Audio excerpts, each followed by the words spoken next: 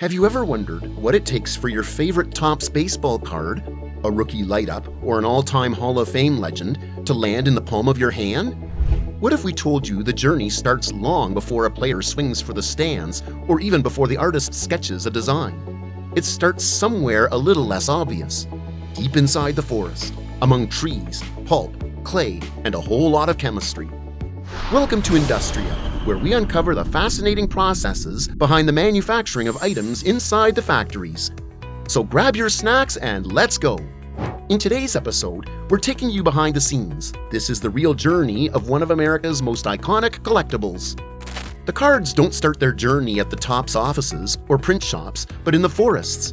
Yes, it all begins with trees. The card making initiates at a paper mill, where hardwood and softwood trees are harvested, chipped, and ground into pulp. This pulp is bleached and refined until it becomes a smooth slurry of cellulose fibers. This slurry is then spread onto a moving mesh screen where water drains and the pulp begins to solidify. Heated rollers press it flat and dry it, forming large sheets of raw cardstock. According to the American Forest and Paper Association, the U.S. produces over 70 million tons of paper and paperboard annually. A tiny fraction of that ends up as trading cards. But not just any ordinary paper. This is cardstock that is thicker, stronger, and specially engineered to stand the test of time. Unlike the paper in your printer, Topps cardstock is made to be held, flipped, shuffled, and collected. That's why most cards are made by layering multiple sheets together. Inside, there's often a special graphite laminate core designed to give each card that distinct snap when you flick it. And in terms of weight, most cards fall between 300 and 350 grams. It's a fancy way of saying they're tough, dense, and premium. Some of the earliest trading cards, way back in the early 1900s, weren't even made of paper. But what makes this paper ready for baseball stardom? Let's find out. Before any baseball legend appears on a Topps card, the card itself goes through a transformation. The sheets of raw cardstock are put into high-speed coating machines, which apply a layer of kaolin clay that has been combined with binders and pigments. In order to ensure sharp images and vibrant colors, this clay smooths the surface, increases brightness, and gets the sheet ready for high-resolution printing. Plants like those in Rhode Island can operate 24/7, churning out millions of sheets per year. Depending on the series, the card is finished with either a matte or a glossy coating. Glossy finishes give modern cards their signature shine, while matte is often used for vintage-style sets. For high-end cards like Topps Chrome, collectors can quickly identify the mirror-like effect created by printing these on plastic-based stock, applying a UV curable varnish, and then heat-curing them. This visual pop represents value, exclusivity, and the next phase of the journey. It is not only about aesthetics, but we're still far from done. While the card now looks pristine, they are still blank. No jersey, no stats, no signature swing. For that, we step into the digital design room, where the stars are brought to life, pixel by pixel. Meanwhile, back at Topps headquarters in New York, graphic designers are hard at work. Each card is planned, styled, and digitally laid out in front of high-resolution monitors where design teams breathe life into cardboard. Every card starts as a digital canvas. Designers finalize layouts, fonts, borders, and dynamic elements depending on the series. Photos are sourced from MLB photographers, licensed databases, or exclusive Topps shoots, and then edited for clarity, color, and composition. Every card follows the standard 2.5 by 3.5 inch format, with front-side elements like the player's name, team logo, and RC designation for rookie cards. The back of the card includes season stats, short bios, and a unique card number for collectors and databases. Topps includes hidden gems like short prints and super short prints, which feature alternate images and are produced in limited quantities. Refractors stand out with their chrome-like rainbow finishes that reflect light in striking ways. Error cards, created by rare printing mistakes, often become unexpectedly valuable due to their scarcity. A Juan Soto error card, lacking a facsimile signature, once sold for over $1,000, showing how even mistakes can become collector's gold. This design stage is where cardboard becomes iconic, with each card crafted as both a stat sheet and a piece of sports history. With the digital designs polished and ready, it's time to bring them to life, and that begins with printing. But this isn't your home printer we are talking about. Topps uses offset lithographic printing, the same industrial method trusted for high-end magazines and graphic novels. Each card is printed on aluminum plates. The clever part here is that those plates never make direct contact with the paper. Instead, they transfer the ink to a rubber cylinder, which then smooths it onto the card sheet.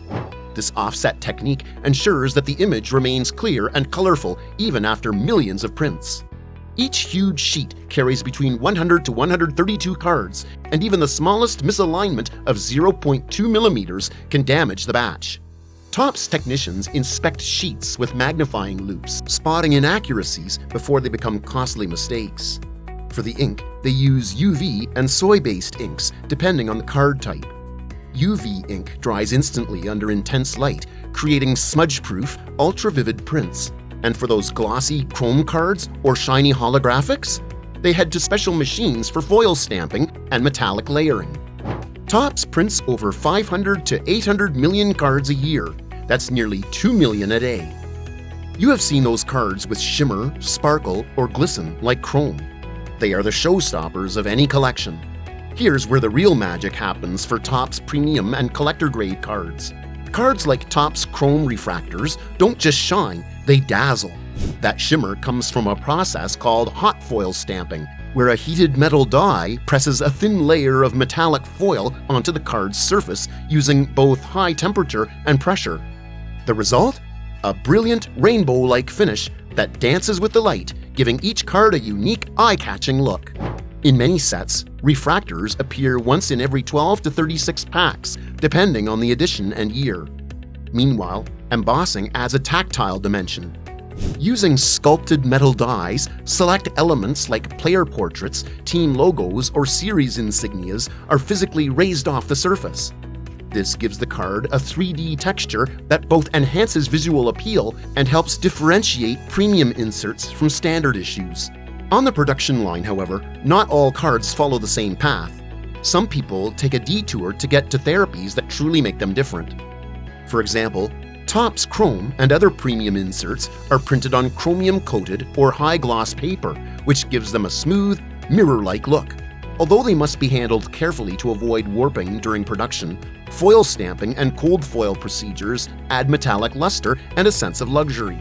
Once approved, the uncut printed sheets are fed into heavy-duty slitting and cutting machines. Every card is trimmed to the classic 2.5 by 3.5-inch size, which Topps established as a standard in 1957 following years of experimentation with other formats.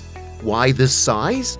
It is suitable for both collectors and merchants because it fits neatly in binders, sleeves, and your hand. Some Topps cards are numbered 1/1, meaning only one copy exists in the world and are sold for tens of thousands of dollars. How can we forget the autographed cards? The blank ones are kept separate, sent to the athletes to sign, and then returned to be reinserted randomly into the regular card runs. What's the outcome? Each parallel or limited edition card you choose has most likely passed through a number of machines and hands. Now that the cards are designed, printed, and cut, it's time to bring the set together. But hold on a minute. How do you avoid getting 5 identical outfielders in one pack? The answer lies in collation. Collation ensures that each pack contains a balanced mix of base cards, inserts, autographs, and special editions based on predetermined odds. Using automated machinery and software algorithms, cards are shuffled, stacked, and slotted with precision to avoid duplicates and maintain the thrill of variety. This process helps ensure fairness, rarity distribution, and the excitement collectors expect when opening a fresh pack. The cards now enter the final phase. Once sorted and approved, the cards are ready to be packed. They are loaded into packaging machines that create blind packs, which are then sealed in polypropylene wrappers designed to keep them fresh, flat, and protected from moisture and bending. These packs are then bundled into retail display boxes, usually containing 24 to 36 packs, and grouped into large shipping cases, each labeled with a batch number, date, and production shift for traceability. From there, cases are sent to hobby shops, retail stores, online sellers, and even international distributors. Topps operates a vast logistics network to move millions of cards annually. During the pandemic-fueled card boom of 2020 to 2021, some stores saw sales increase by over 300%, prompting restocks within hours. And beyond the numbers lies the heart of it all.